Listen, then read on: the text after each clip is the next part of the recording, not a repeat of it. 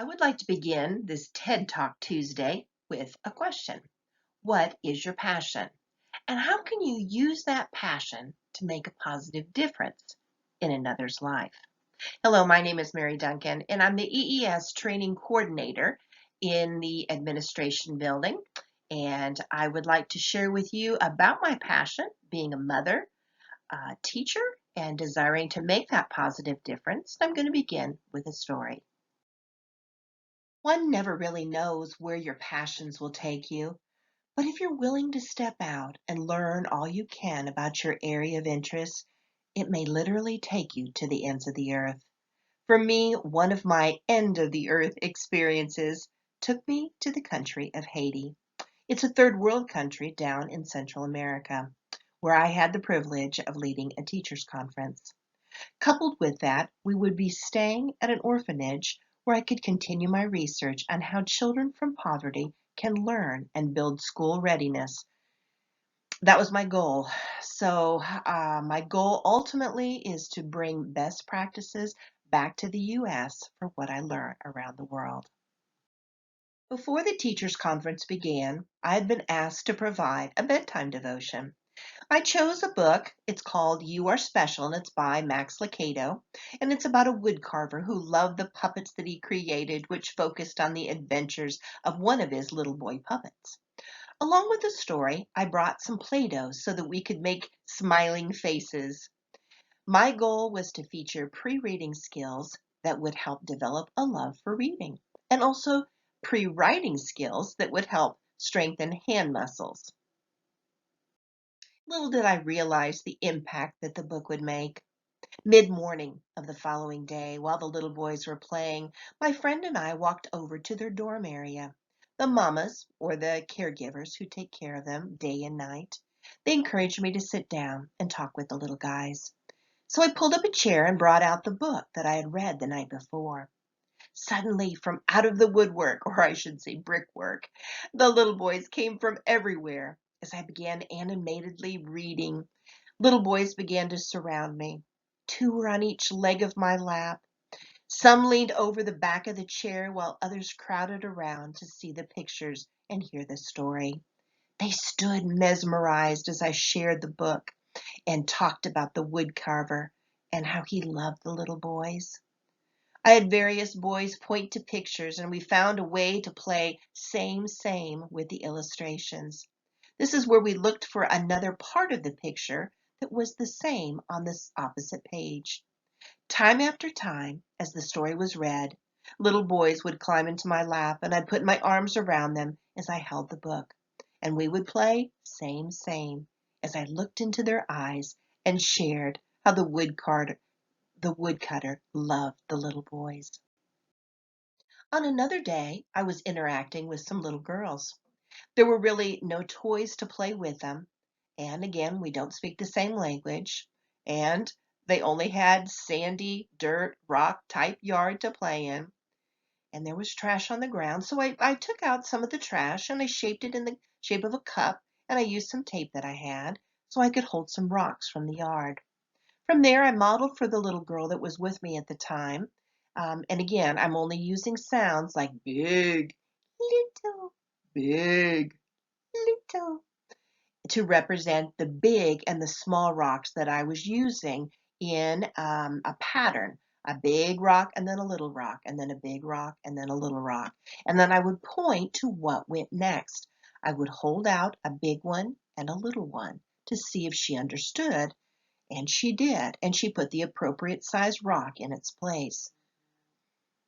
Before long, another little girl came by and joined us as we created these rock rows. It's called an AB pattern across the picnic table on the porch of the guest quarters. Math skills can literally be a game one can play using simple things from around the home and engaging in a fun way. This pre-math, pre-algebra game played with 4 and 5-year-olds with simple things from around their play yard is an example of what I share in the new book coming out on April 1st that's called You Really Can Make a Difference. It's 7 strategies moms can use to support school readiness for their young child. The goal of the book was to take my master's and my doctoral early childhood research over the last 12 years and the 30 years of teaching experience to share best practices. Over the years, I've been an elementary classroom teacher, preschool teacher. I've done volunteer work with youth as well as teaching undergraduate college students, and now I teach part-time graduate workshops for a university. Traveling has provided a wealth of cultural and professional learning opportunities. For example, on another trip, I met a dear woman from Japan who attended my presentation at a World Education Conference down in Panama City, Panama. She shared a book she wrote about what happened when the bomb was dropped in Hiroshima and how the people survived. Two other friends I met were from Dubai, and there was a president from her early childhood organization who was there from Haiti, along with a doctoral student who was sharing during her poster session. After presenting at an Oxford University Roundtable Symposium for international scholars, I had an opportunity to share what I had researched for my doctorate on teen mothers and ways to support them. Fellow presenters shared what they knew about the subject from their country or from their college. While in Belize, my goal while visiting the school after the conference was to encourage the love of reading. So I took some small reading quilts for first graders to sit on that they could sit on and enjoy some time having fun practicing their reading skills in the reading corner in their classroom. I enjoyed touring the school, the inner city school that's in one of the pictures here, and interacting with the kindergarten classroom as they recited some of the songs and poems they were learning. No matter where you go in the world, there are principles that stay the same when working with young children 0 to 5 years of age, such as the brain and how it learns, bonding and relationships, building vocabulary, the importance of play, and understanding the cycles of a child's day and how long is his attention span, as well as activities they can do at home with their mom or caregiver during the early childhood years with simple things from around the home to build a more solid foundation for school readiness in the areas of pre-math, pre-science, pre-social studies, pre-writing, and pre-reading. Lastly, I have one more story. I remember a young boy at the orphanage, and I was thinking he was around 10 years old. And we're going to call him Jocko, but that's not his real name, but we'll use that for now. He had a small frame. He was from deep poverty. He was abandoned there at the orphanage, yet he was full of life and very athletic. When I first learned about him, he was out playing soccer in the gravelly dirt yard with the other boys. My translator Gina had shared with me that he had not been at the orphanage for very long and that he had never attended school, so he had not learned to read or write yet. From my perspective, I saw this as a way to begin a foundation for him for school readiness and hopefully a love for learning. Gina helped me gather supplies for an activity that I wanted to share with him. So when the boys were taking a break, we provided Jocko with a drink, just some water, and asked if he would like to come in for a few minutes to do an activity. Gina asked him what his name was, and he tried to share what it was, but he was not really sure, and it was such a long name. Thankfully, Gina had found his records, and we had the correct spelling for his name. I took some paper that I had brought in the suitcase along with some glue and markers, and I held his hand as I carefully wrote the letters of his name with a marker as Gina said the letters in French. He and I then placed a thin line of glue over the top of each of the letters. Then I used a cup and I went out to the yard and I scooped up some dirt and I modeled for Jocko how to sprinkle the dirt back and forth over the paper as he completed this task. We sat there for a few minutes and got him some more water and talked with him while the glue was drying. When it was time, I modeled for him how to slowly pick up the corners of the top of the paper and lift it up before him. As the dirt fell away from the page and the dirt on the glue had dried to form each of the letters, so he could put his finger over it and there would be a texture for him to feel each of his letters in his name. I had the translator explain that this was his name, and we all repeated it together, what it said. Magic had appeared before this little boy. Folks, as we stood there looking at it, he was seeing his name for the first time, and tears welled up in his eyes.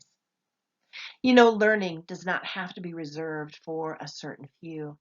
Whether you live in America or a third world country, knowledge is power. A good education is a gift. It impacts children not only for the 12-year track we place them on. Learning does not have to be reserved for a certain few. Whether you live in America or a third world country, knowledge is power. A good education is a gift. It impacts children not only for the 12-year track that we place them on when they enter the classroom door, but it goes with them the rest of their lives. You don't have to purchase expensive toys to help your child prepare for school readiness. In the new book called You Really Can Make a Difference, I provide for young mothers strategies that they can use to help support school readiness for their young child with simple things from around their home. If you know of someone who has a young child 0 to 5 years of age, I hope you suggest the book to them. There is also a website that provides free tutorial videos for young moms at toolsformotherhood.com. My number one passion in life is being a mother. I love sharing research-based best practices mothers can use to make a positive difference, not only for them, but for the little ones in their care. So, what is your passion? How can you begin sharing it today? As we all work together, we really can make a positive difference in the lives of others. An incredible journey is waiting for you. Just step out